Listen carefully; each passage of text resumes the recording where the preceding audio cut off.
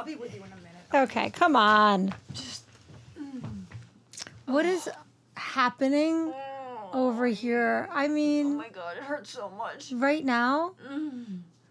I mean, Yeah, I want your elbow. do you know what our listeners are going to think you guys are doing? Because all they Why hear are is our listeners going to know what's happening? because the people on YouTube, the people that are not watching us, will have no idea because they'll only hear your audio of you moaning. Right. Right. You got it. Yep. It cracked. Yep, I got She's it. getting her back cracked by her boyfriend right now. Are we rolling? Yeah, Oh. we are. Oh. Could you get in here? Welcome to Gangster Goddess Broadcast. Thanks, Bob. You're welcome. This is a full service podcast. Oh. Wow. Hold on a minute. Let me get in here. I never know I what feel is going refreshed. I feel refreshed after I had an elbow in my back side. on. Yes. I didn't even know. I'm sorry. Yeah, the no. listeners, you say this, you say that. We're rewatching right now, season 2, episode 4. Every formula. Coming at you live from Venus. Uncle Dre and Auntie Chris bring you Gangster Goddess Broadcast. Okay. Here I am. Hi, Chris. Hi. How are you? I'm good. How are you? I felt a little busted just now with my back, but I think I've been readjusted. Literally Yeah. readjusted. That's nice. What's going on with you this week? Just busted with my back, and I feel hazy and weird. I think it's the full moon, and I feel like Monkey, who I take care of. I always talk about Monkey, in case anybody doesn't know. She was my nanny growing up, and I take care of her. She's been in excruciating pain in her hip, and I can't bring her to get an x-ray because she's in her 80s, and she's diabetic, and she's immunosuppressed. So that's been, I just keep trying to, when I go to bed at night, I'm like, just give me her pains. Just give me her pains, because she sleeps next to me in the next bedroom. So I'm always just sort of trying to infiltrate her hip and bring her pain into my hip. Oh my God. Can I take it? Can I No take wonder your why pain? you just had to get your back cracked. Maybe it's going to your back instead of your Maybe, hip. but she's still in pain. Yeah. Yeah. So anyway, that has me busted. I don't blame you for that. How about you, Chris? You busted or are you adjusted? Mine's not that deep, but last night I had a crazy dream. I know you love dreams. And Hold on, let me put my Okay. feet up. I had a crazy dream about these big snakes. Oh, and I here was we go. walking on a field, like a baseball field, and there was these trees in the distance, and these snakes were tangled in the trees, and one of them fell, and I was so freaked out. You know me with snakes. It's like my biggest phobia. Yes. And I don't know what that, I mean, I know you always say rebirth, but like it took me a second today to readjust after that dream. Like, what is You that? have a thing with snakes. I think that it might be your totem. It might be your spirit animal. I wouldn't be surprised. I have to call my shaman friend and see what she sees next to you. Please, because I'm curious, because I don't know what's going on. I had another dream like last week that my dog, I spoke about it on our last podcast, Made Women. My dog, Izzy, Black Lab, had passed just from old age. And in my dream last week, Izzy was in it, and she was half snake, half dog. Ooh. Is that crazy? It sounds like you've been watching Harry Potter like me. I mean, you like have me every been. night. I have not We've been been. watching it till 2 a.m. every night. But yeah. We should be doing a Harry Potter rewatch. Yeah, right now. next. And we could talk about your dog, who's half snake, half lab. Yeah, and I was like, oh, she's cute. And I couldn't understand why I was still afraid of snakes. As I'm like, but she's half snake, and I think she's so cute. So I was accepting of this animal. Were you afraid when you saw her? No, but in my head, I'm like, but she's a snake. Because the dreams are always I always think, for me, I could be wrong about this, how you feel when you're in the dream. So you can be dreaming about rats. No, I was okay. Or something. And if you're not afraid, then there's no... I was okay. And then my dream last night with the snakes in the trees, I was kind of okay too. But I mean, I just couldn't get over how big these snakes were because they were huge. But anyway, yeah, readjusting all day with my snake dreams. That's and you it. haven't been watching Harry Potter? No, not at all. I haven't been watching anything. Oh, I've been watching Shark Tank constantly with my family. My kids are addicted to Shark Tank. That's really funny. Isn't it? Maybe they'll take care of you one day. I hope so. I think that before we even get into our episode recap and all that stuff, I would just like to say that this episode today is brought to you by our special sponsors, Proof Panties. I'm known to podcast in my Proof Panties. It's a true story. Let's get into the actual episode. Shall I read the episode recap? Yes, let's do it. Oh my God, my glasses are I don't even. They are. Yeah. filthy. Just do it. Let's Anyway. get in it. On today's episode of The Sopranos, Commendatori, Tony and his associates take a business trip to Italy where Tony negotiates with Annalisa. Paulie wants to rediscover his roots, only to realize he has a distaste for Italy. I don't know if I 100% agree with that. And Christopher remains high on heroin almost the entire time. Bastard. Carm tries to convince Angie Bonpensero not to get a divorce, which forces her to re-examine her own thoughts on her marriage to Tony. Pussy handles a too-close-for-comfort encounter with an Elvis impersonator. Yep. So, let's talk about a few things here. It's directed by Timmy Van Patten. It's written by David Chase. I didn't know this, but originally David Chase was supposed to direct this episode. Oh, really? And then he ended up choosing Timmy to direct it. Although he did go to Italy, and because he's in that one scene. Yeah. And that's and he's smoking a cigarette, which I I thought was know, so so strange because I weird. don't ever remember David smoking a cigarette. Well, but I could be wrong. This is weird in general now to see people. Anyway, so let's talk about the title for a second, like we always do. Title talk. Although I don't know that we have to go too deep into this title, but a commendatore is it's an honorable title in Italian society, like commander. And Paulie can't stop saying it through the whole episode. He's so cute with it, though. He's like, everything know. is so new and exciting to him. I know. And he's like the regular dude that doesn't get excited, really. I mean, he's, I He just was feel very excited. And, and he references in The Legend of Tennessee Moltisanti that, it's just, I never, I don't have an arc. Look at me. I'm No. just, and I'm fine with the way I am. Until he But this gets is to like Italy. A big moment Yeah. for him Yeah. to experience but it could have been Newark.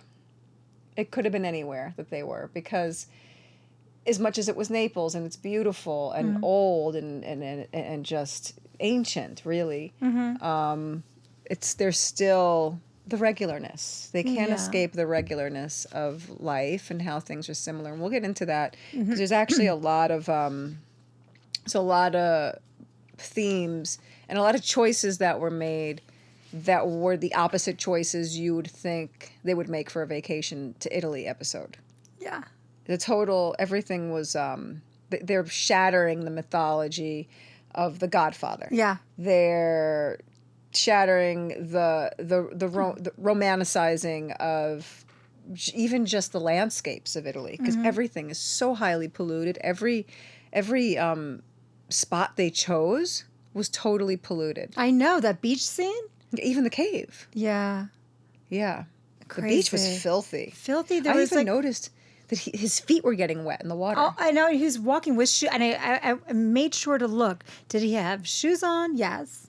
Right? He was wearing shoes and socks. But they walking had to in the keep a water. certain line I to walk. know. you How many know. times do you think he walked that line through the water? I don't know, but I've heard a few stories about this episode because it was a big deal when Yeah. they went there. So there was a lot of things that you wouldn't expect that I was shocked to hear too. Like what? Well, we'll go through it. Let's go through. Okay, let's do it.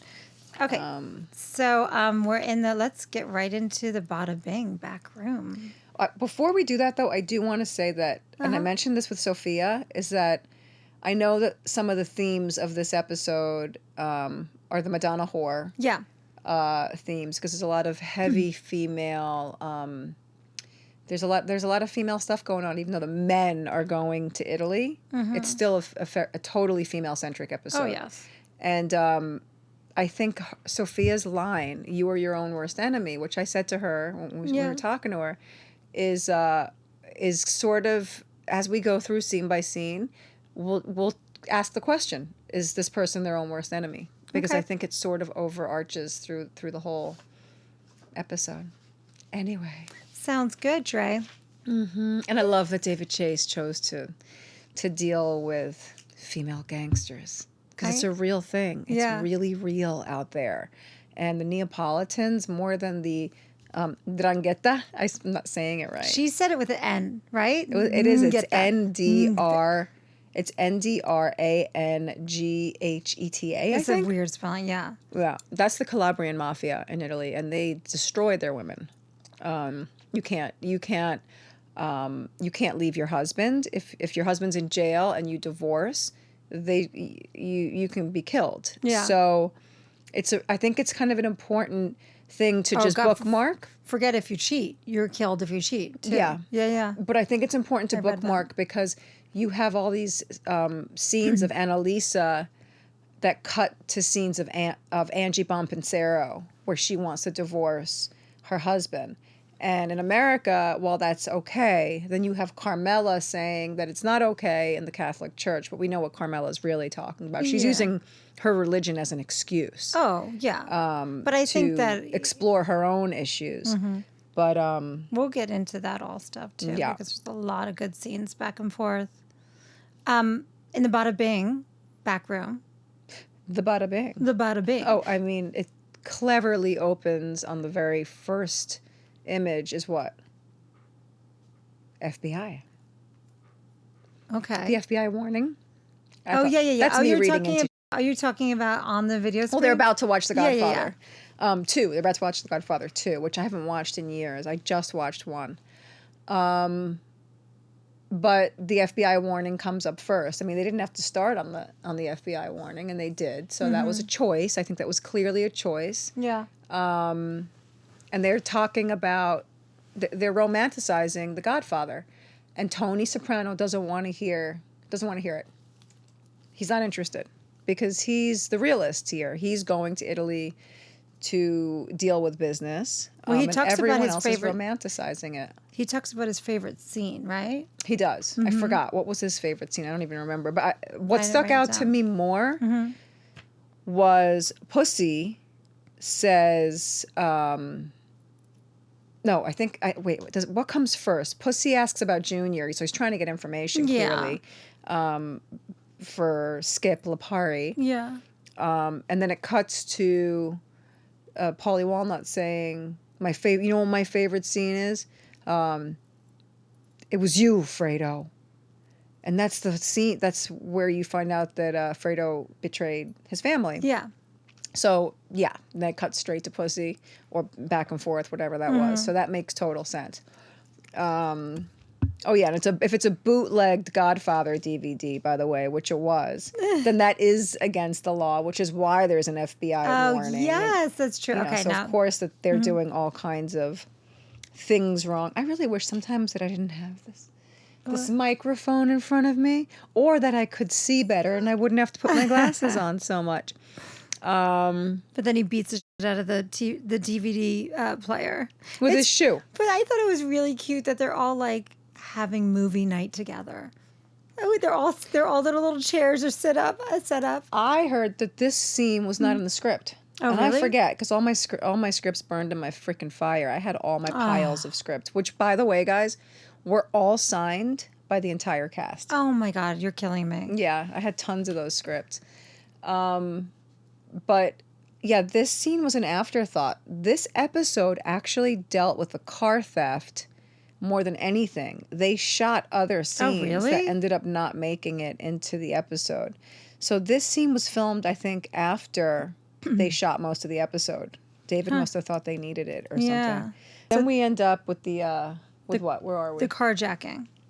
Oh my God. I know. The two men with the guns and the dog. But wait a second. Being a New Yorker who lived on the Upper East Side, and she says, you know it's like this every Sunday. That was me every Sunday coming back from the Hamptons. I don't want to sound like a total brat, but that was me coming home from the Hamptons in my Bronco and not being able to park in the fucking garage and being like, every Sunday, it's the same. Everyone's coming home from the mother Hamptons. So yeah, that reminded, but they were so despicable. He was so annoying. He was disgusting. That guy that Total his dog racist. even runs away. Yeah. His dog's like, "F you, I'd rather leave. I'm fucking out of here." This family, I'm out. Yeah, I'm out. and then he's, he uses derogatory language in front of his kids, and then his wife goes, yells at him, and he goes, "Who else?" I know. And then who else is it? It's the Italians. It's Tony Soprano. It's Tony Soprano. going through his Polaroids in the Yeah. waiting room. Amazing. Oh, and you know what I loved in that scene? I mean, did I love it? I don't know, but I just took note. What? Was the World Trade Center Oh. in all its glory right before you see the family. Oh my God. Because that was it every Sunday night when I'd be driving home from the beach. That's what I would see too. Oh God. Yeah. So sad. It's not going to be in the episodes much longer. No. Yeah. So they're Tony and Junior are at the doctor. They're with the doctor. Yeah, this scene's not one of those like deep. No, but I think scenes. it's nice. You see that like Tony forgives.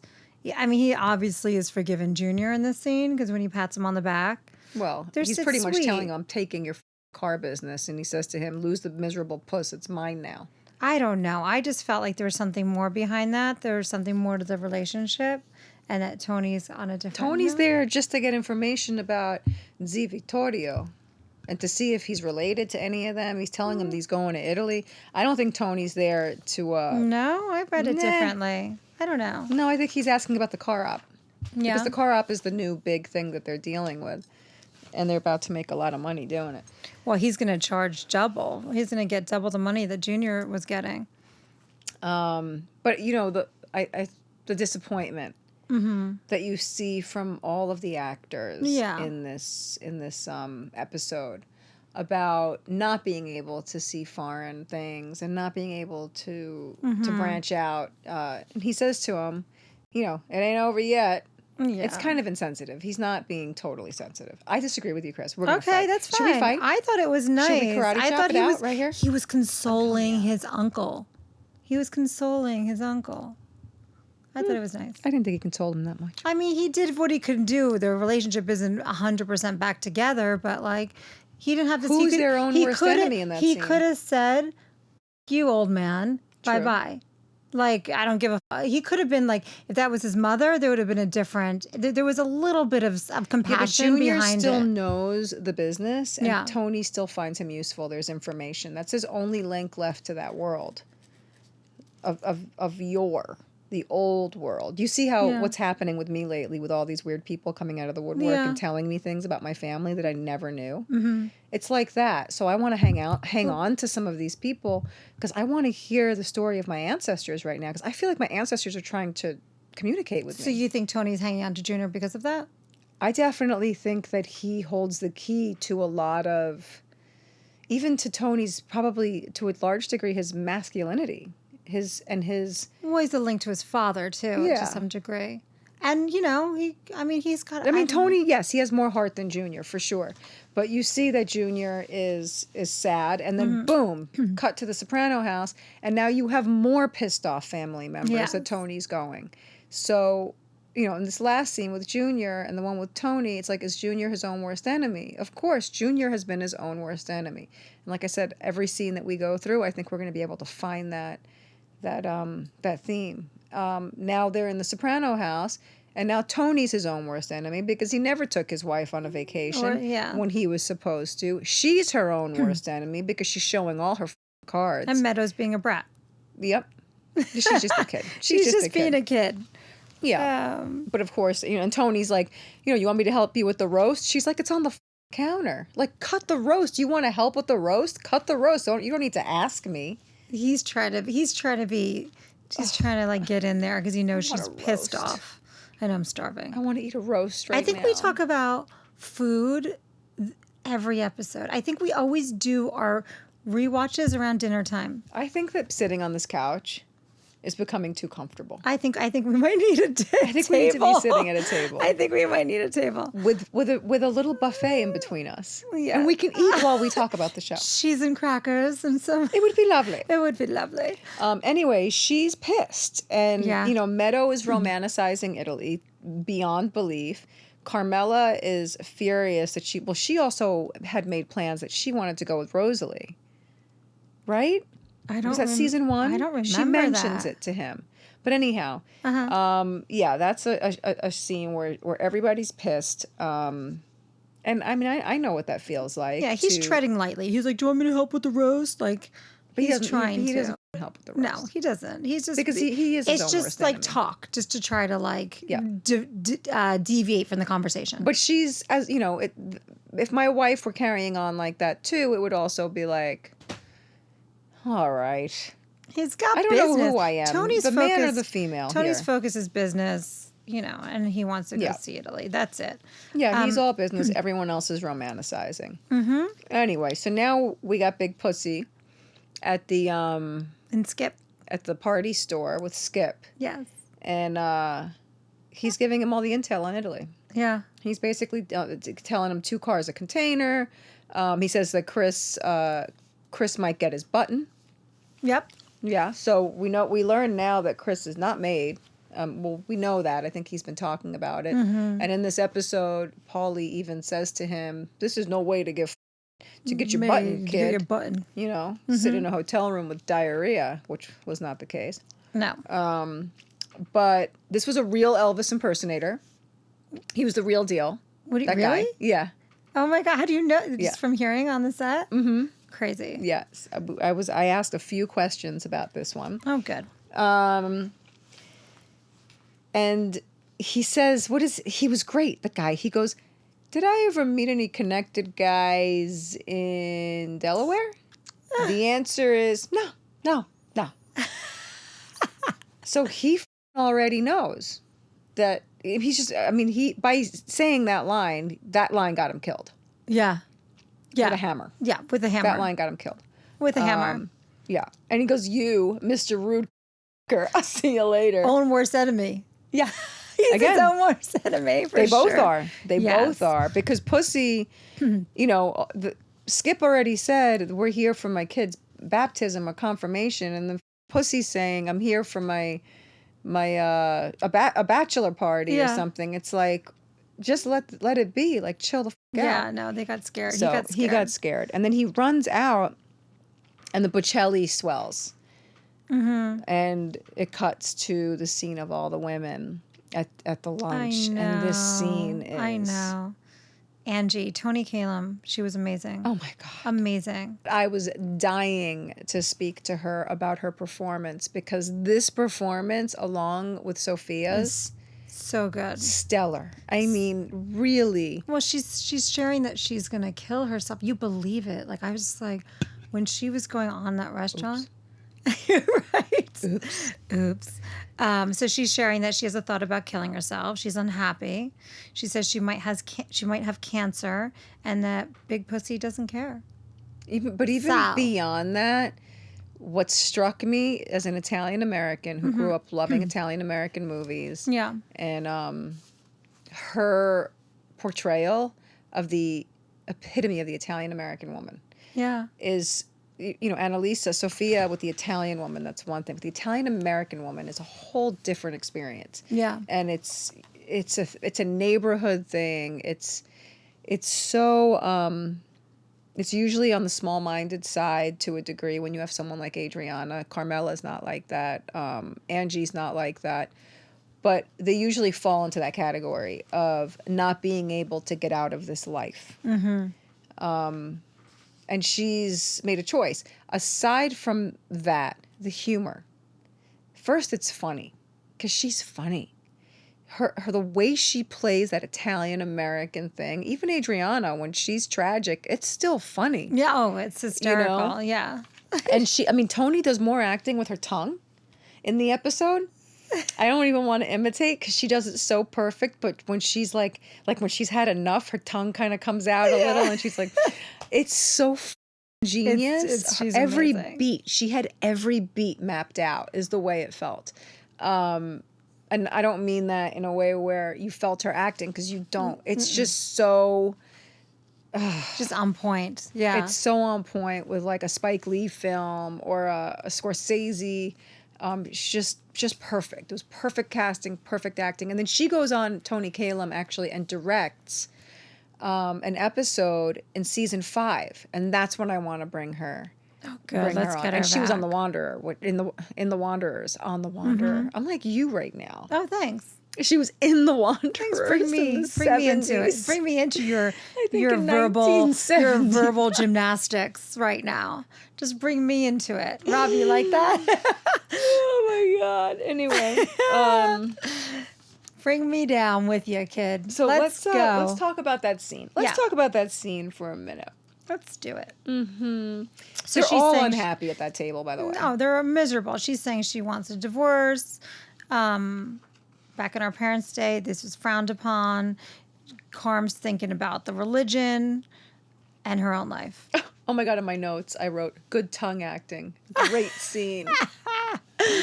The part that got me with her, that welled up some tears, is when she says, and I know that all of us women can relate to this, he know. doesn't ask me how I am. Touch my face or something. When she says touch my face or something. Oh, That was the moment I where I was know. just like, oh, I know that feeling, man. When you're living with a man who's so self-involved Mm-hmm. that, I mean, you don't know what that's like because you've been with Dave for all these years. Forever. But I'm sure you've had that experience. Of course, I've had where- relationships that weren't affectionate. I didn't feel anything. But you haven't gone through cancer. Mm-hmm. He was not distant towards you. No, but I will tell you, he was in mode of I'm taking care of the kids because we had babies at the time. Right. I had a 1-year-old and a 3-year-old, and Dave went into like fight or flight mode. So where I wanted him to like cry with me or break down with me, he was like went into I'm going to take care of everything. Right. And I'm like, don't you care? I might die. Like, and it, you always want something that, but I realized through him doing that and taking care of my doctor's calls and fielding them with me and what route to take with chemo or this or that and the kids, I realized that's how he dealt with it. You guys know. are real partners. Though. Yeah, I mean, even yeah. watching us do this podcast together, all of us, because it's the four of us. It's Yeah. Chris and her husband, and it's me and my boyfriend. And it's, we got it's a pretty good crew. amazing. We got It's a good pretty crew. amazing. What struck me in that scene was when Angie said, I heard the door, then his voice. I'm home. I heard then his voice, I'm home, and fucking wanted to vomit. Vomit, yeah. I want to vomit. And she said, after all that worry, he might be dead. My heart just sank, and I wished. And Rosalie said, he had died. And they all went through that. Yeah. Carm, Rosalie, even though her husband's not with her anymore, like they all can relate to that feeling of these guys and the life that they're in. Yeah. But I love when Sharon, who, first of all, Sharon's faces, because she doesn't have that much to say in this scene, her expressions are some of my favorite things. I'm talking about Sharon Angela, guys, who plays Rosalie April. And she goes, you nosy, eat your money got. I loved that scene. She's great. She, like I said, I think I've said this before on Made Women. She reminds me of like, I think I have 2 aunts that just like, there's such a familiar vibe with her and these 2 aunts. It's great. She's She feels like amazing. home. Yeah, she does. She does. Yeah. We'll have her. We'll have her on the show. I'm excited. She might maybe we'll just have her do a rewatch with us because I don't know if she's in any episodes heavily this season. But anyway, so then Bocelli swells up again, and now we see the airplane going to Italy. So it's romantic. Everything is romanticized. You think that it's going to be this grand, them landing and this beautiful scene set up. And no, what does David Chase do? He does the complete opposite. He does the complete opposite every step of the way. And this is why the show is so genius, because you're expecting this Godfather-like experience. And even though, I mean, a Godfather-like experience is not necessarily a great experience, but he totally demystifies and deromanticizes the entire experience of going to Italy and going to the old country. And I think, this was actually some of the stuff that I read about this episode. It's the first scene they shot when they got to Italy. Oh, really? Yeah, it was the very first scene they shot. I heard it was total chaos. That everything, they couldn't figure out the Italian crew, that there was so much going on Ooh. that it got so late that they couldn't shoot that scene with coverage. And coverage means, like right now we have a single on, we have a 2-shot on me and Chris, and then we have singles, right? Yeah. That's coverage. They only had time to shoot the master. So if you watch the scene, it only lives in the master. The master is usually shot first, and then you pull. I'm picking my nose, guys, and I really don't care because I have an itch. She's got itchy nose. So yeah, everything is shot in this wide shot, and also even when they got into the hotel, which was the second shot, I think, they had to keep it to a minimum of shots because, and that became the theme of their whole trip. They had to keep every scene to a minimum of shots. Because they were running out of time, you said, right? Constantly running out of time because they weren't used to not having their entire crew set up. So they had an Italian crew. So there was also tons of language barriers. They had to readjust. Yeah, and I think they had to readjust. And I heard that they had dialect coaches, they had translators, but it was still really probably in a large part not as organized as it normally would be. Sure. And Naples is tiny. I'm sure it's like difficult. It's hard to shoot in all these spots, and there's a lot of people. So yeah. Oh, and then also in the hotel room, the shot of that guy's arm, Tano's arm, when they clock the heroin tracks. Are you talking about when Chris notices Furio's associate's arm, Tano, at the hotel? That's an insert shot that they shot in New York. In Oh, Queens, really? In Silver Cup Studios. That's what Chris was like, yeah. Because they couldn't get those inserts. He's like, I didn't know who to get drugs from in Italy. He's like, and now I got my hookup. But wait, was he doing heroin yet? I don't know. Is this the first time it's heroin? No, because you guys had a conversation with those. He was cooking his drugs. Yeah, right. and you embarrassed but him. I thought it was meth. I don't know. It was crystal meth. I don't know. A drug. It was heroin? Robbie's looking at me from across the room. I think so. Correcting the cast member of The Sopranos. I don't remember. I don't remember. This is when I wish the fans could chime in with us. I wish they were like, no, it was heroin. It was crystal meth. Dre, you're an idiot. You suck. We need like Didn't a you watch live the show? something happening. I know. I wish we had like a tiny studio audience. I wasn't going there. I was talking about like a live feed somehow, like with questions popping up. So then, Christopher's got all these, like, he wants to hit the topless beaches. He wants to Mount Vesuvius. He wants to do all these things. And he sees these track marks and he gets stopped in his track. Yeah. He got a boner. He got a boner for those track marks. You got a drug boner. Yep. Terrible. Drug boner. Terrible. And this is the first time we meet Furio Giunta. Yes. I like him. I love him. I do like love him on the show. He is actually an Italian man born in New Jersey. Oh, really? In Patterson. Patterson. Is that where you're from? No, but Patterson. Okay. Don't get so excited. No, I get. You want to do like a cartwheel? Let's listen move to the me. mics for you. No, stop this. You I have am lipstick on your face. Can you get it off? Right here. I am like every New Jersey person when we hear, especially if you don't live in New Jersey anymore. Now I live in LA. If you hear anything about where you're from in New Jersey, that's why this show is so exciting for us Jersey people. We're like, oh my God, that was shot here. That was shot in Lodi. That was shot. It's all. I don't know. You don't know anything. Guys, I don't understand anything about New Jersey. Patterson, New I'm from Jersey Queens. is right next to Wayne, New Jersey.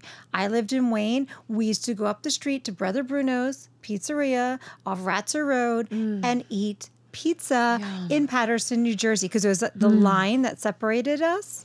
And yeah, it was like the hospital we went to, Patterson, New Jersey. Anyway, Patterson. Delicious pizza. Yeah. Anywho, Jersey back to pizza. the Sopranos. So yeah, that's the first time we meet Furio Giunta. Yes. I like saying his name. He's got a good voice. Yeah. And this is when Paulie hears the word. I want you to say it. Commendatori. Commendatori. Even better. It's the greatest thing. You got to stop this with this So name good. shit. I love it. I love it. Commendatori. Yes. Do it. Commendatori. Oh my God, let's stop. So then we cut to Carmela on the phone, and this scene reminds me of a Spike Lee scene, 100%. It's those quick, frenetic cuts of the girls gossiping.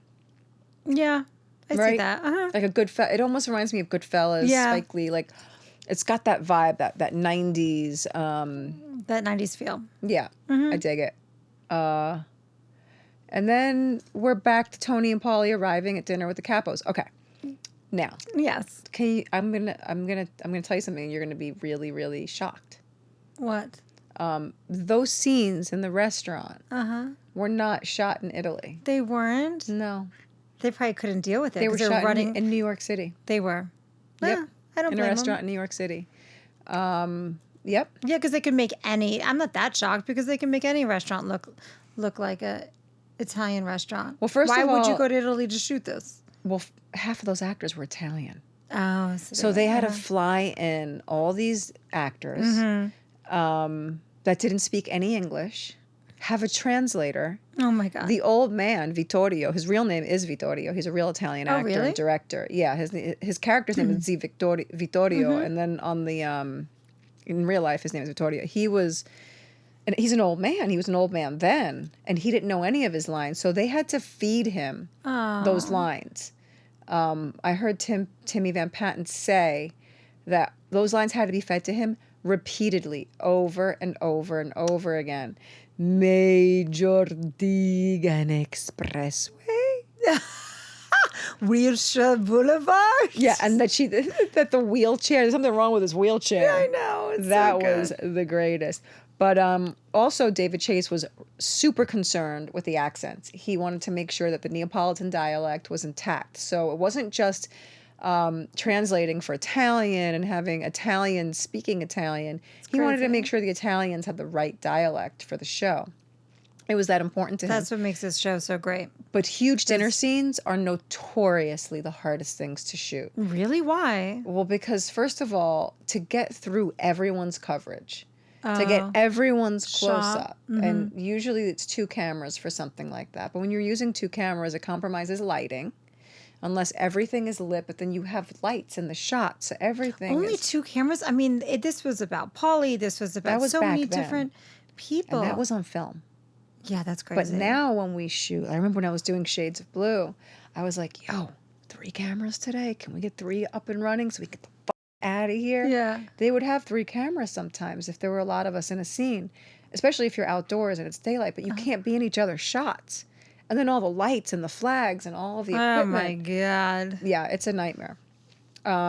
Anyway, so the restaurant scenes took, I think, something like, I think it was an 18-hour shoot. It was something crazy like that. I told you, in the early days, we were shooting a 1-hour episode, and it was taking us about, it's supposed to be 7 days. A shooting week, I think, was like a 7-day shooting week.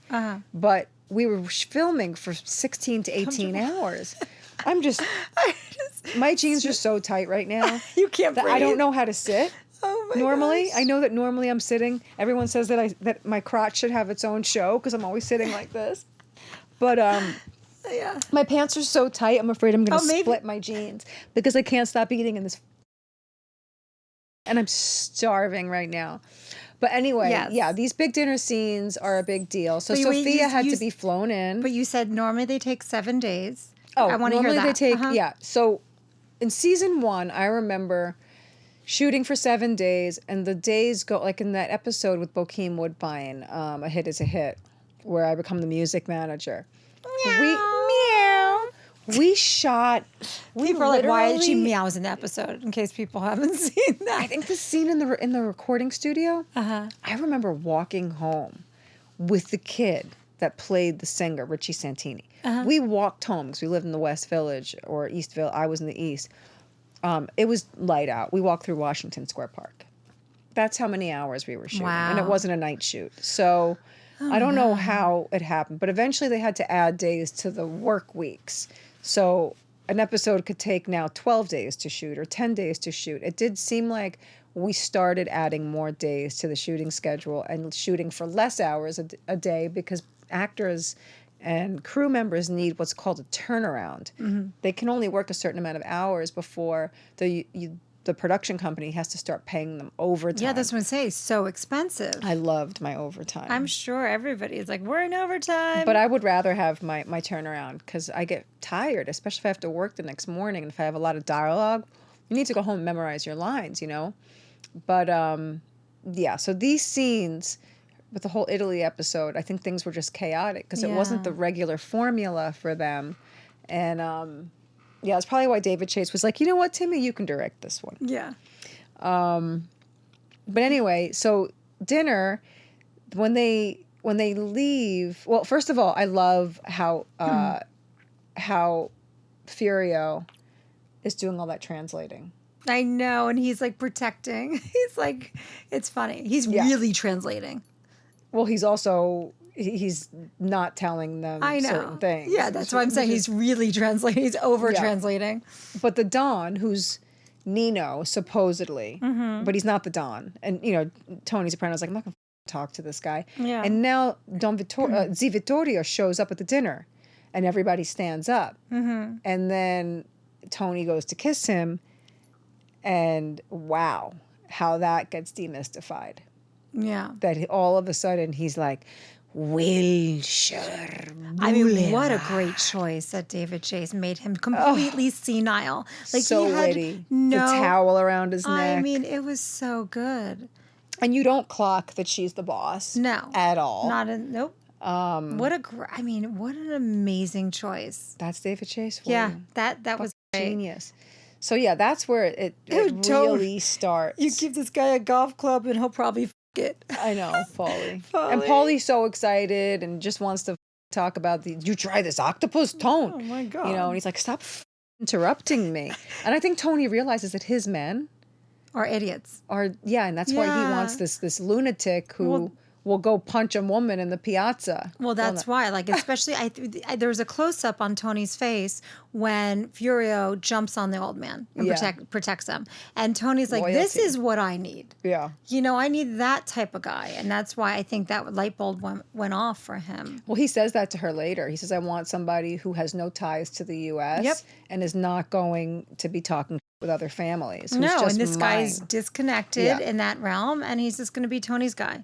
And he sees the power that this guy has and the respect for his Don. Oh, and Zia Vittorio played Don Tomasino in Godfather 3. I don't really know Godfather 3 like I do 1 and 2, but anyhow, I need to revisit 2 myself. That's a nice little tidbit. It's a nice tidbit, yeah. It's a little GGP tidbit. 3 was a little tough, but I need to go back and watch it again. Major Deegan Expressway.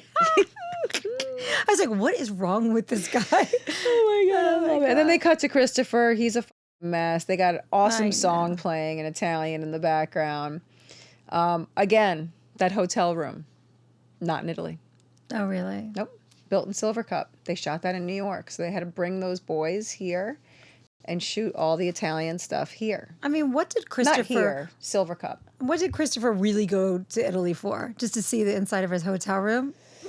Shoot up, get drugs, and make excuses. Yep. For the whole thing. I think that this is the first time with the heroin, but I could be wrong. I don't know. I think you are wrong. But anyway, at this dinner, he finds out that that neither Don Vittorio or Mauro is Annalisa's husband. None of them are running this family. That it's Annalisa. Yep. He don't like that. No. Nope. He does not. He doesn't understand it. He's just like, this is out of my realm. A woman, a mob wife running this? No. Yeah. And then to make it even worse, Paulie says, "Can I have some macaroni and gravy?" Yes. You can't say gravy. Gravy but goes on we call it gravy. You do? Yes. My grandmother used to be like the gravy. My grandmother must have said the gravy. The sauce for Italian Americans, but she wasn't even. I mean, she was from Italy. But the gravy. Are you going to bring the gravy? Yeah. That's a common term. We don't really say gravy. And that's why my grandmother might have said it. Don't think that David Chait, that wasn't on purpose, you know? Every word, everything. I think it's a real Italian-American thing to call it the gravy. Yeah, obviously not an Italy thing, for sure, because they make fun of gravy. Him. They say, were you like a German? Is this guy? What does he say? What's the exact line? And And you thought the Germans were classless pieces of shit. Yes. That was amazing. Yeah. Amazing. And then the whole bathroom scene, I questioned again, the bathroom is not in Italy. It's in Silver Cup Studios. But it's just, again, disappointment. Yeah, disappointment. But it also, and I could be going too deep, fast forward to the cave scene when Tony says, I don't where I eat, kind of thing. Oh, yeah.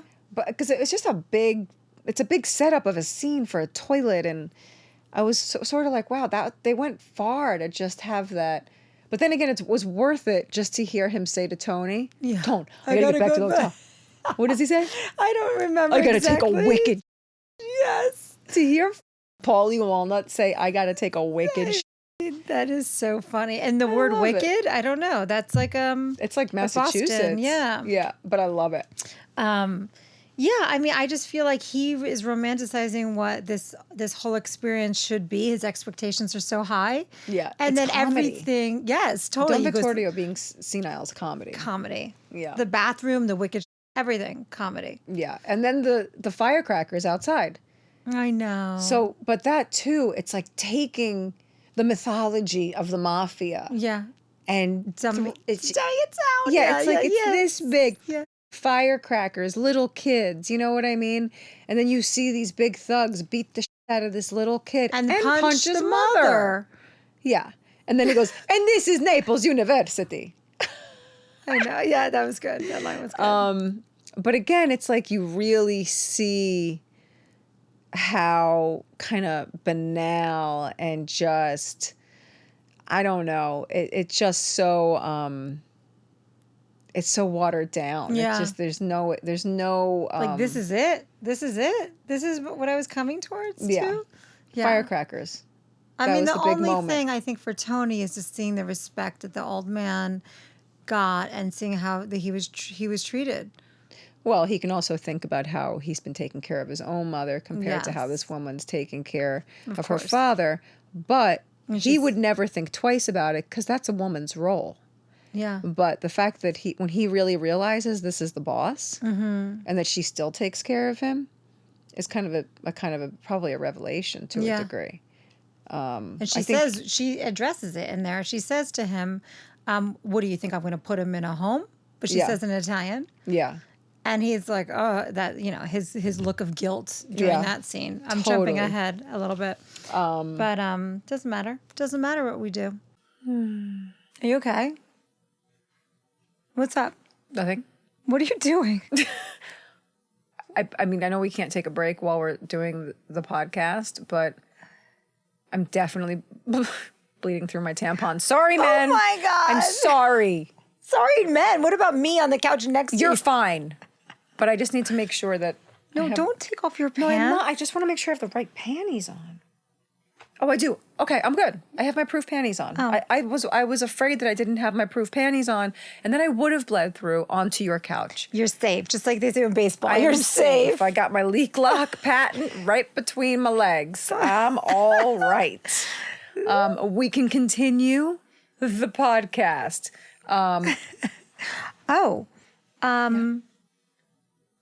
Tell me things. Go to, I don't know, because I don't have it written out. Shopproof. Go to Yes. Shopproof. Robbie, what's our code since you seem to know, since you're the person who loves all of the proof panties more than anyone? Shopproof.com. Yes, man. I know that we have a dominantly male audience. So we've been telling the men to go buy their ladies A little proof. period panties so that they don't wear diapers to bed. Show proof that you love them. Get them. Oh, wow. Whoa, you see that? You just made a tagline Show for some proof proof panties. that you love your woman. Go buy What is some it, of them. Bobby? Is it it's shop proof, and then just put in Gangster Goddess as your Yes. code. We're so delirious. Guys, I don't know. I'm just sitting here bleeding. And you shouldn't trust anything that bleeds for more than a week and doesn't die. I also thought it was interesting that these men have a female boss. Mm-hmm. And you're supposed to almost, in a way, you're like, wow, so these guys are really evolved if they have a female boss. Because this wouldn't happen in the States. but yet they punch that woman in the face. I know. So there isn't respect for women. It's a There's little just, it's sort of, hypocritical. yes, very chaotic sort of ways. But then you also don't know if Furio likes working for a woman, because he says to Tony later, you don't have that in the States, kind of thing. So you don't really know where he stands with it. But supposedly these female gangsters that run these families are ruthless. I can't wait to get into that. I know. I cannot wait. I'm glad that you're into it No, now. I am into it, especially after seeing this episode with Annalisa. But you know what happens with this scene with the firecrackers and Mm-hmm. all that? You see our boys as gentle I know. and merciful. It paints a picture. And they're Yeah. like, especially Paulie's like, he's just a kid. Yeah. I loved that delivery of that line, the way he said it. I know, really I did too. believed it. And I was like, oh, he is just a kid. And that mother pleading, she knew what those guys were. Yeah. And so then we have the phone call, right? Then Tony's in the hotel room and Carm calls. He Yeah. calls Carm. Yeah, and she's miserable. She's miserable. Yeah. I like when she says, if I want the excitement of Chinese food, I don't need your permission. She's just snapping at him. She just says, well, if the trip is as bland as this phone call, and she wants it to be bland, she doesn't want him to be having a No, great time. she's pissed. But he's saying it's pretty awesome, but it's not like, he's not bragging about anything. But that dream sequence pops up here. Yeah. And we talked about Well, that you already, so we see- don't really need to talk about I it mean, again. that just shows that he's attracted to Annalisa. Who wouldn't be? She's gorgeous. I mean, and then they're in the Yeah, we don't really have to get into it because we No. already talked about it, that it was shot from every angle, and it wasn't her. I can't believe that. You know what? I could care less about her body. I just wanted to see that face anyway. It's that face that makes me crazy. It's her whole presence. Yeah. I feel like it's her whole stature, everything. Oh my God. And Angie wakes him. I got to stretch. And you see that Pussy is he's tortured by playing both sides. I know. He doesn't want to be in this position. He's part of the family. He loves Tony. You know what the solution is? What? Get a hammer. Kill him. Just kill him. Kill him. That's the solution on The Sopranos. That's how that works. Yeah, Still don't understand why rats just don't come forward and tell the people they're ratting out because they'll get that killed. they need help. Because they'll get killed. They know there's like two sides to the coin. They could either. I was a rat. I know, but the fact is, like, if you told Tony, he would have killed you anyway. You would have been dead. He already told Christopher. Your fate was sealed. Maybe. Doesn't matter. Doesn't matter. So anyway, Chris is sick in his hotel room again. Paulie tells him to get the fuck up. This is not how he's going to get made. And he mentions in that scene that Tony wanted him to hang out at the dock facilities. There was actually scenes that might have been shot in that episode where they were showing the docks and the cars being loaded on and off. And they didn't use it. Oh, really? Yeah. Just Interesting. FYI. It's a little Okay. trivia for you guys.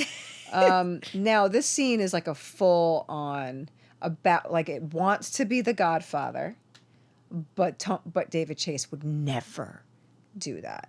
I bet you any amount of money they originally scouted out all these beautiful locations Are you talking about him meeting Annalisa? and then going to her house. And then what did you think of that? It was great. The fact that they had like all the Italian music, he's in the car, and it's like beautiful and romantic outside. And then he pulls up to this house, and you're like the big gates and going up the driveway. And all of a sudden, the house is like a modern. He looks at the house and he's like, you can see the disappointment on his face. And then there's rap music. No, I mean, it's it perfect. just snaps you right back into it. Yeah, and he's it's just like, perfect. yeah. Once again, disappointment, regularness Yes. back into Yeah, it. So yeah, I thought it no, was like totally amazingly demystified. Yes, totally. But didn't you think that his view looked like the Hollywood Hills? no, I didn't. Oh, it reminded me Was of it? Well, it wasn't. No. So Tony in Well, Bocelli comes up again. Well, let's just clock the Bocelli. It's amazing how much mileage Bocelli got. By the way, Yeah. can I just tell you something? We we were invited to the Bocelli concert, backstage, everything. And I think it was because we played it so much. I mean, he had like stock in the I know. show. So I got to bring my whole family. That's amazing. To see him. Was it amazing? It was amazing. And I feel like we sat, like, I don't know if it was on the stage, if he had his guests like on a certain spot that was like ultra close to him. But it was pretty cool. It was magical. Those were the perks, guys. Those were the perks. You got some good perks. Who Yeah, else it did was you cool. say you saw? Bruce Springsteen, Bocelli. Yeah. Well, we're going to stick to Bocelli right now because that's where we're at. Yeah, I'm always going to relate it back to Jersey. Okay. So we're at the Soprano house with, I know you love this scene, with Carm and Janice. Oh my God, I love this scene so much. I mean, this is a big part of what the episode is about. Yeah. I mean, it's a lot of what the show's about, the hypocrisy. But it's such an amazing scene, and Janice's delivery is beyond. And both of them. I mean, Yeah. you can't. It's like they're so good. Yeah, to watch Edie turn in that scene is so When she starts laughing at her at the end, I mean, it's so great. So basically, Carm's upset that Angie's getting a divorce, and then because Carm has the same issues with Tony. Yeah, it's a mirror. Yeah. But first she walks in listening, she hears Bocelli, Janice is like, ugh, this song. And she thinks that she's upset about not Going being to able to Italy. go to Italy. And she rants about how awful it was, how the men are such womanizers, the whole, macho being harassed and stuff. And then she goes into talking about Angie Bompensero and about Yeah. Sal. And Sal, I just called him Sal. Sal, that came really natural to Big you. puss, but Yeah. this is a big Madonna complex Yeah. thing. She mentions it, but I mean, she's a total hypocrite because, I mean, what are some of the lines? I can't remember. And she said, "Are you talking?" She's like, "It's a medieval outlook," and Carm thinks Janice is basically referring to Tony and Carm. Right, but she says, when she says swaggering mama's boy hypocrite, Oh yeah. and she She's says like, "It's really-" OC with gumas, Yes.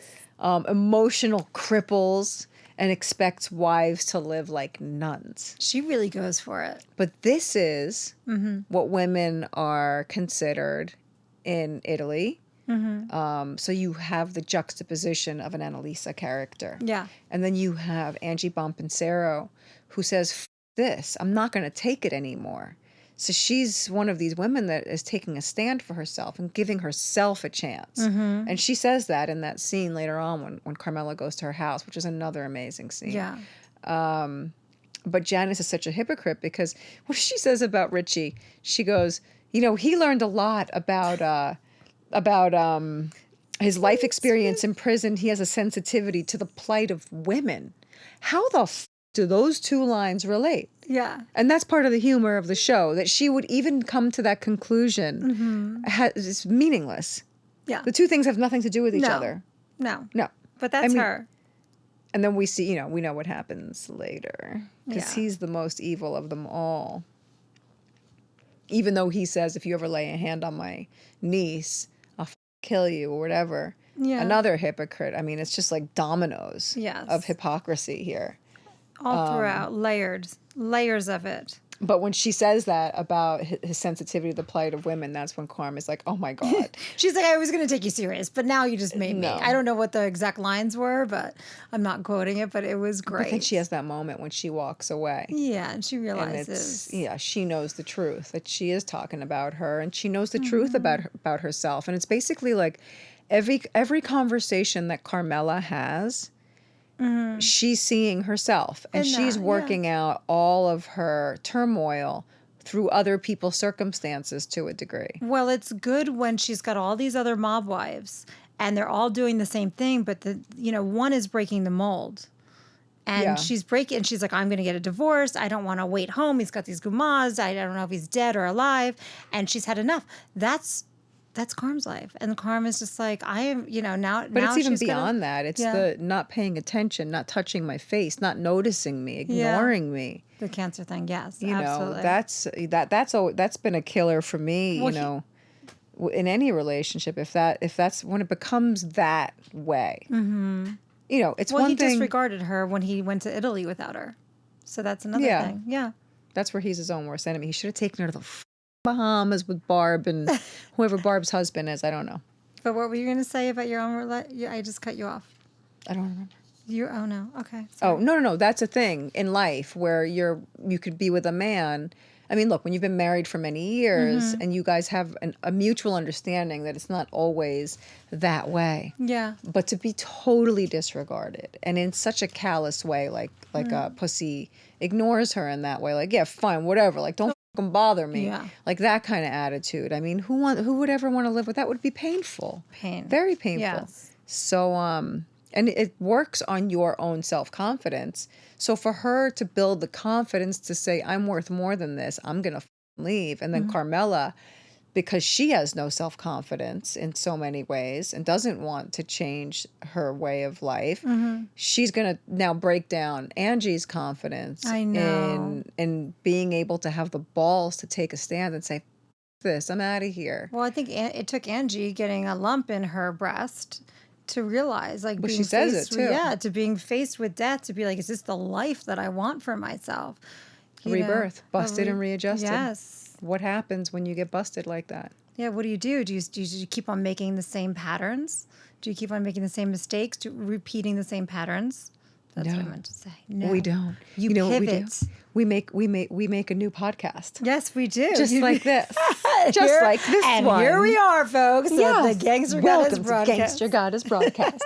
Oh my God, I'm But I sinking love into how, the couch. like, you know, I will say this. Carm is always like, in this one scene, marriage is the holy sacrament.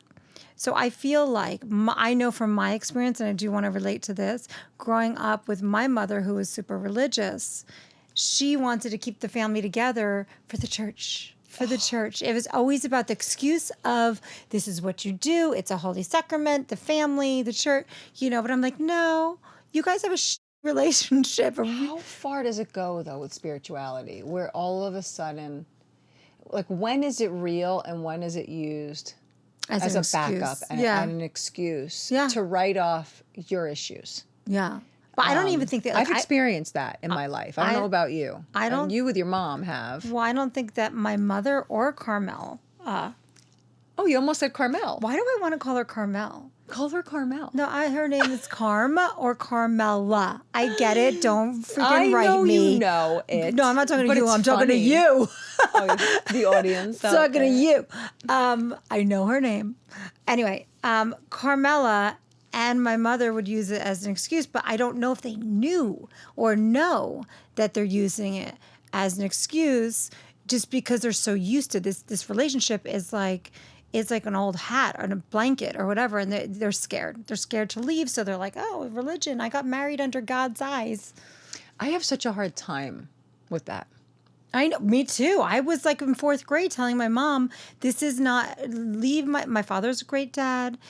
She was a great mother, but they I don't weren't even great mean together. that. I don't even mean that particular instance. I just mean in general. But I was also raised in a Catholic family, in Catholic schools. Yeah.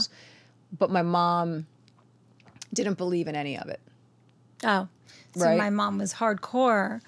My mom was hardcore. like, you are your own person. You will never follow an institution of any kind. You will never adhere to anybody's agenda or structure. And then when my brother was shot, which Jesus. I don't know if I've fucking never talked about Just that. gonna put that out there, people. Anyway, when my brother was shot, let me just mention, by the way, my brother wants to do a podcast and with he's us. living. He and we're didn't gonna get do shot it. and killed. Let's just No, say he's that. living, and he wants to come on and talk about my crazy family. You guys will definitely want to tune in for that Yeah. one. But anyway, she went back. She ended up going back to Catholicism, and now she's very religious. psycho-Catholic. Yeah. But she also has dementia, so she reads her prayers like it's like this. It's like it's obsessive almost. But I'm spiritual. I mean, I believe. I have I'm my spiritual beliefs. too. I But believe in don't God. I believe in Jesus. I I do. I believe in all of it. Yeah. I believe in every incarnation that there is, and I believe that everybody has the right to their own ideas of what is spiritual and what is religion for them. But I have a hard time with rules that have to do with spirituality. Like, No, I agree how with could that. there ever be We're a going rule off. and a stipulation? No, but it's not no. because she uses this Yes. as her backbone on everything. I know. And it's a excuse. Father Phil, everyone. Oh, well, these priests, they don't give a shit Oh, I agree. about spirituality. They're on the take. Oh, yes, they are. Mm-hmm. Especially. Anyway. Yes. Oh, then they intercut. They intercut with that scene with Janice at the very end. They're back at he's watching Annalisa. Oh, you know. And with her toenail clippings. I know. And that's so... The Menonyokis? The Malokis? The Malokia? Whatever. No, she doesn't say it there, but she says it later to him. She doesn't even say the word Malokia. She said it keeps the evil off of you if you burn them. But I cannot believe that freaking scene where she's a total streg. A streg is a witch. Yes. That's some witchy old world shit. And I love it. And he's just sitting there staring at her, eating a pear. And and I think Bocelli comes up again, right? I think so. So yeah, while they're having this conversation about how they have the gumas on the side while expecting their wives to live as chaste as the celibate nuns, you then cut to this woman who's 100% in charge of her environment. Yeah. She has someone working on her feet and her toes in her yard. Very much like me, actually. I know. She kind of did remind me of you. With your...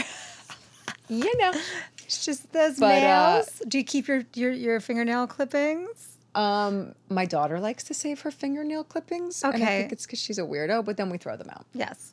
But she's also a witch, my daughter. So anyway, then we get to see Sophia. Please don't mind us saying this, filthy old men. Her butt. Oh, Jesus. I was starting to compare Carmen and Elisa, but okay. We were talking about. Well, you go Elisa's from butt. that scene to this scene. I know, but it's so different. I'm just saying, like, Harm's life is very confined, and then we have like what you're saying, and Elisa. And we spoke about this with Annalisa. Well, yeah, we can talk about it here, yeah, too. Go ahead. No, you go. So we're just you want to talk about her ass I and want to talk she's about playing her. golf. I want to talk about her butt. But the first. fact that Tony had to posture like that. You want me to buy? What are you doing with such big clubs? Oh, you want me yeah. to buy you a whole set? I'll of send you girl a girl clubs. I am man, and I am right here, and I come to save the day. No, totally. Yeah. That's what I do. I also like the camera angle here. She looks like a goddess, and he's below her. Yeah. Because they're in a mountain. So he's definitely beneath her. So the eye line is shot. They're where on the she's- golf course. Yeah, and she's up there, and she's just like, he's asking to be introduced to the boss, and she goes, "You can talk to me." Yes. And she doesn't skip a beat. No. Like, it's so immediate. You can talk to me. I also heard that this is another scene where they were losing light and they had to relight it with lights all over so it would still look like daytime. Mm-hmm. And he says to her, A woman boss. well, there's that, but he says that you're your father's nursemaid or something. You take care of your father. And she goes, I am my father's nursemaid. Yeah. You know, and there's no ego about it. There's no insecurity about it. No, I think she's actually the opposite. She's proud.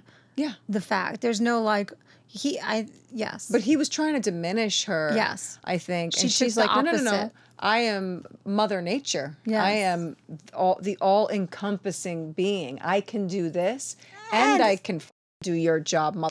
I'm a sex pot and I could wear these pants. Yeah. And I can golf with a man's golf club. Yes. It was amazing. She's like, suck my. Yeah, exactly. But I like how when he was like, a woman boss, are you crazy? And she basically explains to him that men in Italy kill each other and they're all obsessed with their mothers. And that's why it's natural for a woman to be boss because they listen to their mothers from the time of birth. But it's rebirth. exactly what Aida says too. It's, mama's boys. Yeah. They're all mama's boys. Yep. And the way the Italian women love their kids. Oh my gosh. It's a problem. The way we love our sons, it's problematic. It is a problem. And our daughters. We just love hard, man. We just love everything hard. And how about how much every other scene is, you hungry? You hungry? I am. I'm starving. I know you're talking about the scene inside the episode, but I am starving. Okay.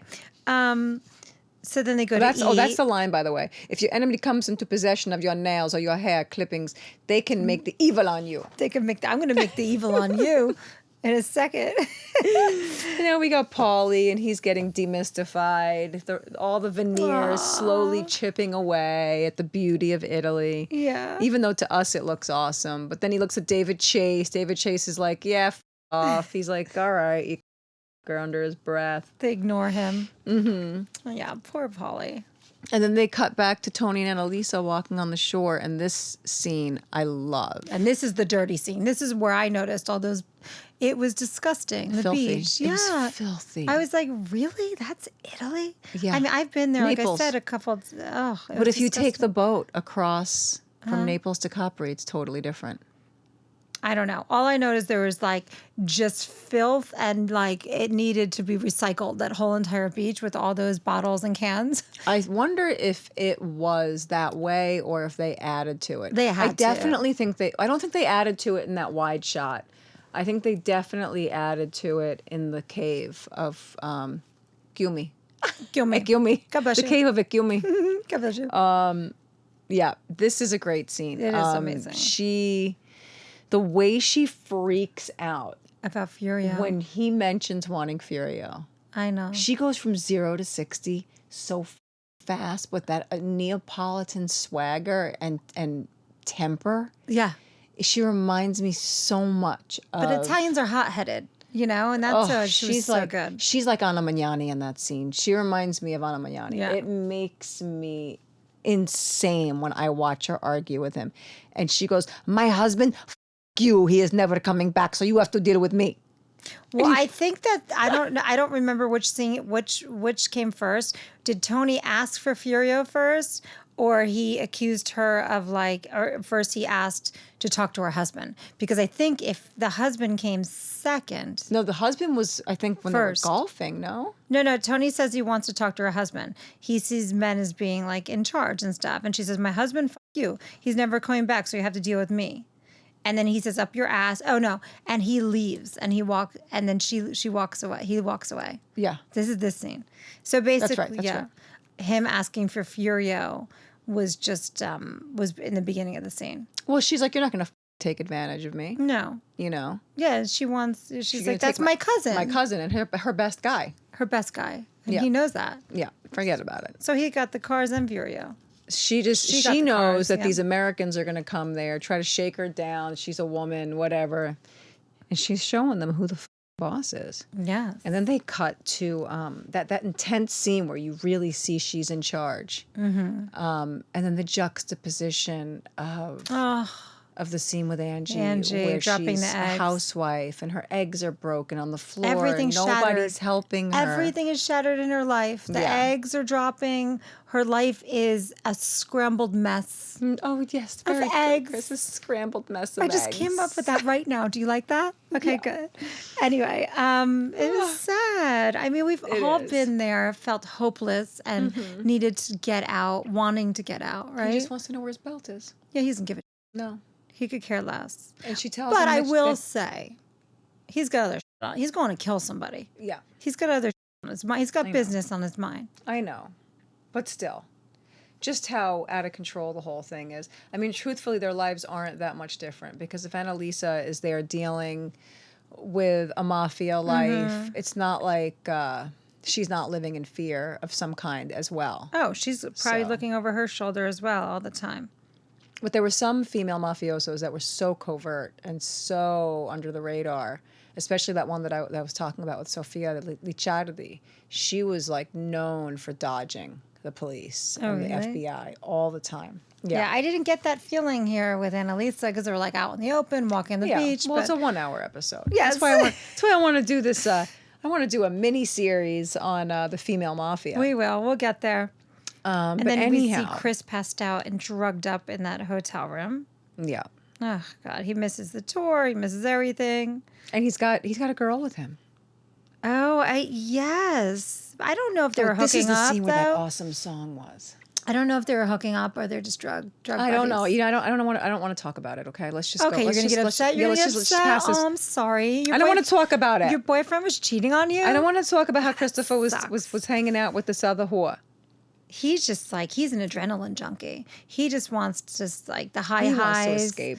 Yeah, but he just He has no work. He has no arc. That's He what has I'm no arc. saying. Like everything is boring to him, so he's got to get high. Because now he elevated. That's what I feel like. Because I've he never might not- tried. He has no talent. I've never tried heroin, and let me tell you, I hear from people who have that it's like the crazy. Like you just don't want to go there because then what do you compare the rest of life and the regularness of life to if you have this high that's supposedly euphoric? Well, you're who knows? half asleep when you're on dope. But in your head, you're going somewhere else. Don't do drugs. Okay, moving on. Don't do drugs. Don't do drugs. Pussy at at Jimmy Bone's house. Pussy at Kiss Jimmy him Bone. with a hammer. Yeah, that's nuts. That's nuts. By the way, that lamp. Did you remember the lamp in there? No, the what blue was it? Elvis lamp. Oh yeah. I had that lamp. You did? You're I like, did. that's my lamp. I had that lamp. I got excited when I saw it. And then Furio comes to Tony's room. Mm-hmm. And so Pussy's killing an Elvis impersonator. The absurdity of that, first of all. I mean, it's just And the then you cut to details. Furio, who is this really tough guy, but he's working for a woman. So the first question is, how do you like working for a woman? Furio comes up there to tell him that the boss wants to have dinner. Yeah. And he's like, what does he say? Jesus Christ, is that all you people do? Eat. Yeah. Love it. Yeah. Food brings everybody together. But So Furio calls her the boss. And I like when he says, in America, you don't have? My stomach just literally So grumbled. I'm gonna eat your face. I think we might be making people listening to this hungry too because we keep talking about how hungry we are. Hungry. Okay, so then we're at Angie's house. And Pussy Wait brings a second. her This scene is really important. This is an important scene to me. Let me just go over it really Go quick. ahead. I know you Furio need comes to to. Tony's room and he says, in America, you don't have a female boss. And I don't know if he likes that or doesn't like it. And then Annalisa calls for him to eat. And I just thought that it was interesting that, and I wanted to ask her this and I forgot. Her outfit choice was not the skin tight dresses that were all revealing and sexy. Yeah. She was wearing an old world, like Sophia Loren. It was beautiful, yeah. Loose kind of, but still sexy. Yeah. And they show her in the garden with the food.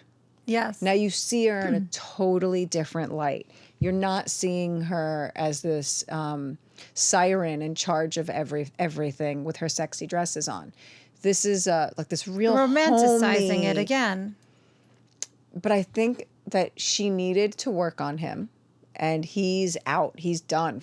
This I'm not dealing with a woman. So this was a manipulation. No, I don't think it was a manipulation, but you see how easily lured in he is to it looks like a scene out of The Godfather. Yeah. It's more like the Apollonia character in The Godfather, seeing her like that in Yeah. all her glory with the food, nurturing, food, feeding. She's like, I will still forage your food and still run your life. Like Yeah. I will feed you and do everything.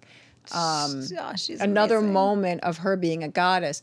But I think in some ways, seeing her with the food, with the more homey dress, makes her more acceptable For him. as a female in his in life. his world, in his Yeah. perception of what that should look like. Absolutely. Because it was definitely a big change. And it was a choice that they made Yeah.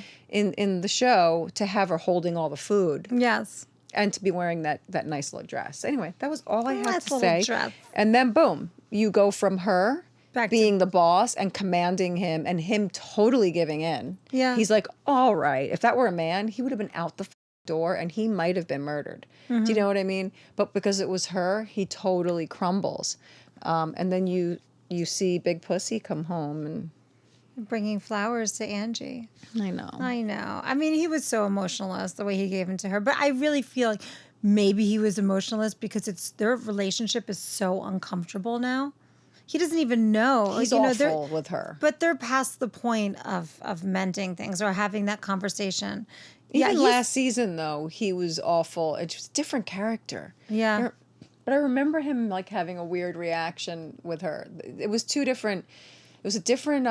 By the way, a little note is that Angie Bonpensero and Silvio, her name's Gabrielle, Dante, they were played by different women in season 1. So now Angie Bompancero is played by Toni Kalem. Bompancero. And Stevie Van Zandt's actual wife plays Silvio's wife. Oh, really? I didn't know that. Oh, I can't wait. I love it. And I think she has a podcast. Well, By the way, so okay. we'll have to talk to her. We'll have Yes. to talk to her. You know what I mean? We'll talk. We'll talk. Okay, so then Tony and Elisa are on the steps after their dinner, and this is where he's kind of falling for her, for sure. Oh yeah, that scene. The camera angle was cut. You don't see him really touching her leg, but he's touching her leg, but you can barely see it. Yeah. Right? Uh-huh. And this whole scene is, it's family, food. And he's like, "Oh, wait, you were born in this house, and then your father was born in this house, and your kids." Like he was just like so enamored by the whole family. Yeah. Together. What she doesn't have, and that's his whole thing with the ducks. Yep. He's so afraid of losing his family. I love that. And this is really tight. Yeah. You don't give up on each other. Yeah. Even Sophia, as she was saying about her own family. Her father, and she's like, oh yes, I was talking about Annalisa, but like this is where she's saying that she takes good care of her father. What are you going to do? Send him to a house? How do you say that word? I have no- Ospizio. Ospizio. Ospizio? Ospizio? I have no idea. I'm just repeating He what you doesn't say. fully react to it, but he must have a thought about it. Yeah, he's got guilt-ridden facial. But I even loved, there was something going on in that scene, and I could barely tell what it was. And I wanted to ask her, but we talked about so many other things that we didn't even really talk about the scenes. Which she draws him in that scene. Like, she knows that there's something, he wants to hang out with her. And then all of a sudden, she just leaves him dry. She calls her kids over, and she's like, "What are you talking about? I got to go." And she and just the way leaves. she's speaking Spanish, Italian in that Yeah. scene. Ugh. Oh, yeah. With her family. He had expectations, and once again, disappointed, didn't get the goal, gold. Totally. And then we see Carmen. She visits Angie. And Angie's explaining she's going forward with the divorce, and God has given her a gift. And she's not going to... Second chance. She's not going to waste it. Yeah. I feel it. And I like how that comes out of the scene with Annalisa and Tony, where he would have cheated on her in that moment. Yep. And now Karma's going to convince a woman not to divorce her husband, who pays absolutely no attention to her. And was about to cheat if he could. Because it's a sacred institution, marriage. I got mad, when Carmela was saying, what the church says about divorce. Like, this woman is dealt with cancer, the thought of having cancer, and then is making, like you said, a strong choice for herself and to change her life. And Carm's like her friend that's supposed to be supporting her. What about and female empowerment? Yeah, what about, good for you? He's been, dragging you through the mud for years. How about let's start a movement? How about let's all leave them? How about let's all do it? Let's all get together and leave these out. Yeah. Not us. When they get the back from women Italy, of the Sopranos. we're out. Yeah. And we're going to Italy. And we're taking half of their money That's and we're right. out. And we're going to turn state's evidence. Yeah. That's the movement. But she says, I thought myself into non-existence. Because Carmela's saying, think about it more. And she's like, I thought myself into non-existence. Yeah. That's a great line. I Because I've know. done that. I know what that feels like.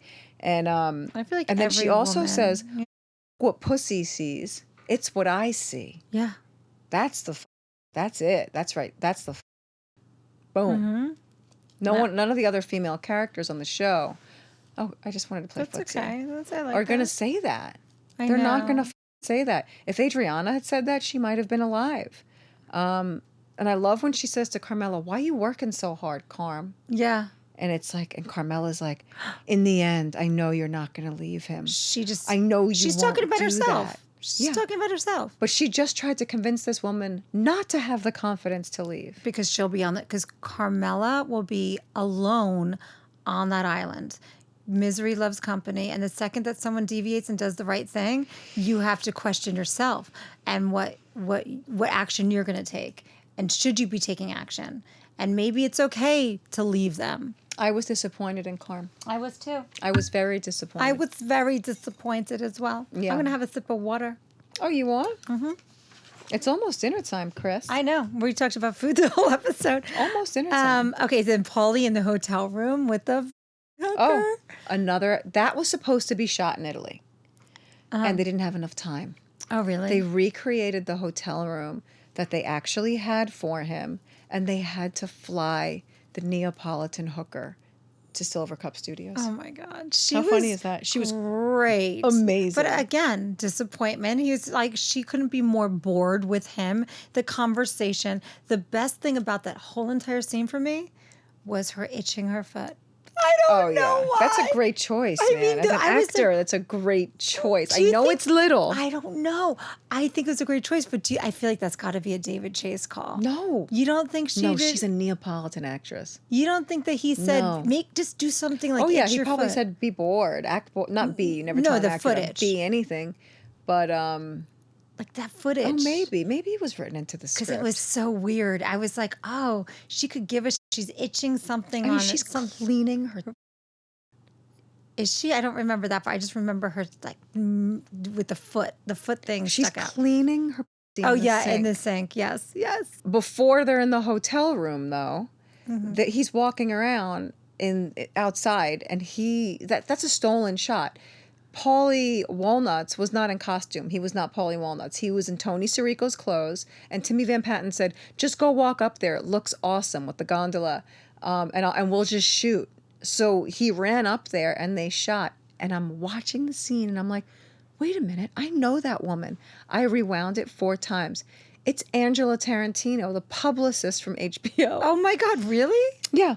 It was the Oh, that is a publicist from great HBO tidbit. walking by in the scene. I was like, they must have needed an extra, and they put Angela They're in like, there. get you over there, get in. She must have been there. So I thought that was pretty funny. is cool. So anyway, then they end up in the hotel room Yeah. that obviously was shot at Silver Cup, and they had to bring that actress in, and she's cleaning her in the sink. And I love the part that she's cleaning her in the sink because it's crazy. Yes, I mean, like a true. I love it. So then there's Tony and Elisa walking around at the historical monuments, Yeah. and she shares some Greek Roman history as they walk into the cave. Well, Say it, cumin. I want to say Kumai, but it's Kumi, because you would say Cumian, and I thought that trash in that trash can was deliberate, by the way. But that was probably placed there. But I did think this was an interesting scene. Of course, I'm going to have to expound upon it a tiny bit. Yes. Because I know I just hit the mic with my finger. Sorry. Is that a problem? So anyway, this scene at the cave is an important scene. First of all, I thought, wow, perfect casting that you're casting a Greco-Roman goddess or a sibyl to play this scene. Yeah. I mean, she's not a sibyl, she's not a prophetess, but maybe she is. Who the hell knows? But because the scene is that cave has so much history, and she explains the history to him.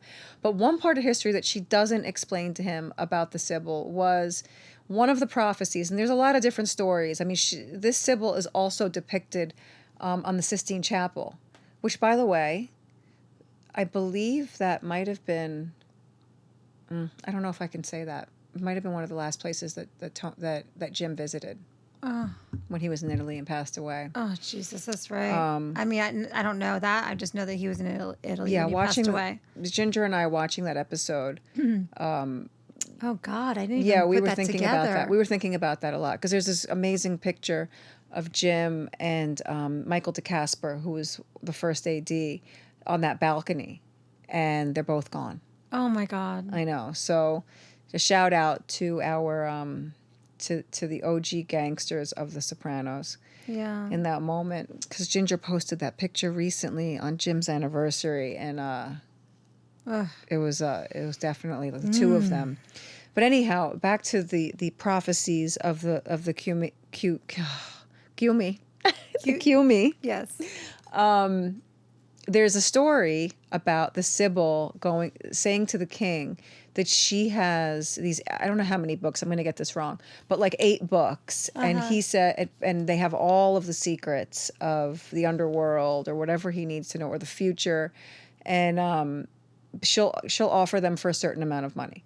And he says, hell no. And she goes, okay. And then she burns 3 of the books and comes back to him and now only has this many books and says, they're still the same price. Would you like them? And he goes, you just burned 3? And she's like, yep. And he's like, nope, but he really wants these books. Uh-huh. But he won't take them at her price. And she keeps going back. And finally, she's down to 3 books. And he realizes, I got to take these books. And 'Cause he they're gonna takes get those burned. 3 books for the same price as all 8 books. Uh-huh. Does that make sense? I just hit the mic No, you again. totally made sense. And Which is basically what's going on in that cave and what's going on this whole trip with the 2 of them negotiating over the car price and Furio and him wanting more men now. In the cave, he says to her, he starts off, I think, at 85. yeah. She keeps going back and forth. Okay, you can have Furio. You know, even when she tries to seduce him in that scene. And he says, I don't know where I eat. She is not really looking to seduce him. She's just saying, I don't take you seriously, motherfucker. Yeah. Because he says, I don't where I eat. And she does in a second. She goes, at those prices, come on, we're not in business. Yeah. There's no business here. You're a plaything for me at this point, Mr. Tony Soprano, big mafia guy. Yeah. Because you're not negotiating in the world that I would negotiate. But then he hits her with all these negotiations. And finally, she gets the cars for $75,000 each and Furio. And then he even says, I want more men as I ask for them. Anyway, so the prophecy of Kumi. I like that. Yeah. You're a good storyteller. All about negotiating. Honestly, I didn't felt- really tell the story you- very well, you and did. I might I have just was put you to into it. sleep. But I think that was the reason why David chose that story. Not so much for the Aeneid reasons, and there's a lot of other stories because all of those prophecies have to do with the underworld. And what is the mafia life? It's the underworld. Yeah. So, and Hades and all these. Okay, You I'll kind of stop. are a wealth of knowledge. I'm gonna I was just shut like, up. I felt like one of your children that I can like I see how you tell these stories, and it's so nice. Like I was learning. I learned a lot Okay. from you. But she says Uncle to him, Dre. he is his own worst enemy. Yes. You're your own worst enemy. Yep. And I it's think true. he knows that. Mm-hmm. And at least it reminds him of someone from back home, right? Yeah. Well, because Melfi rules his mafia life when he was there. I mean, he was basically using her to run business more smoothly and efficiently and effectively because he was giving her insights. She was giving him insights to his own path, Yeah. like a Sybil. Yeah. You know, so I thought that was pretty interesting and a fun. But oh God, I wish we could have gotten her to say these Italian lines, and then that's it. They negotiate, they get what they need, And then boom. Sal's picking up the guys from the airport from Italy. Yeah. And then Paulie can't stop raving about Italy and tells Paulie he needs to stop. He's making Pussy jealous.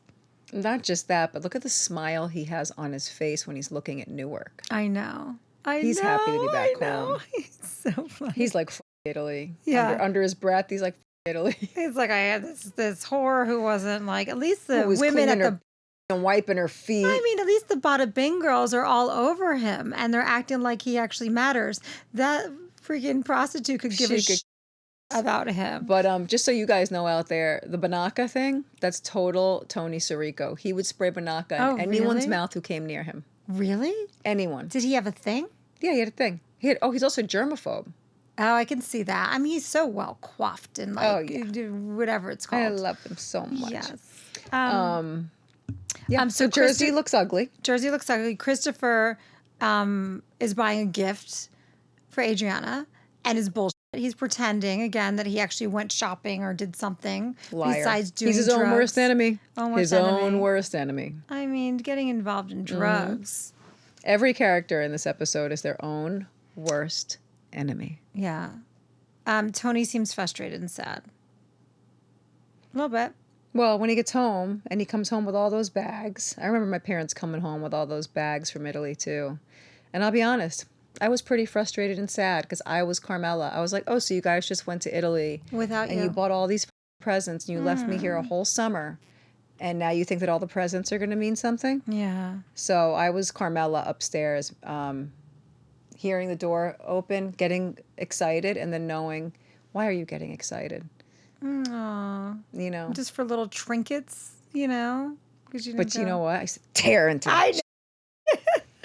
And then when he gets home, we see Carm And she's just like looking in the bedroom, looking sad. Yeah, and that's a great shot where you really feel his loneliness, that overhead shot in the house, his loneliness. Well, I feel like she kind of goes back to that saying with Angie, when Angie said, "Pussy, he comes home," and her heart sank. And she was disappointed, basically. And Yeah. I feel like that Karma's having that, like, her heart Oh, sank. totally. He's home. She's got to deal with this again. And now she's looking in the mirror of Angie's mirror. Oh, yeah, So now it's just like, oh, he's back. totally. She's looking through a new lens. Anywho. That's it for season 2, episode 4. Tune in next week for episode 5, Big Girls Don't Cry, where we see Tony and Dr. Melfi back in therapy together, Furio's arrival in the U.S., and Christopher taking an acting class. I buy him those acting classes, by the way. Oh, you do? I think I do, if I remember correctly. Okay. Don't forget to subscribe. And give a little love to our sponsors, HelloFresh and Proof. Give a little love by supporting them. Go to their websites. We mentioned it. We mentioned it in the episode. So, what else? That's it, Chris. Oh, That's it, Chris. We're done. see you next Tuesday. And that's your See expression. you next Tuesday. Gangster Goddess Broadcast is a UV Ways and Monkey Mind Music Group production. Executive produced by Drea and Chris, and theme song by UV Waves.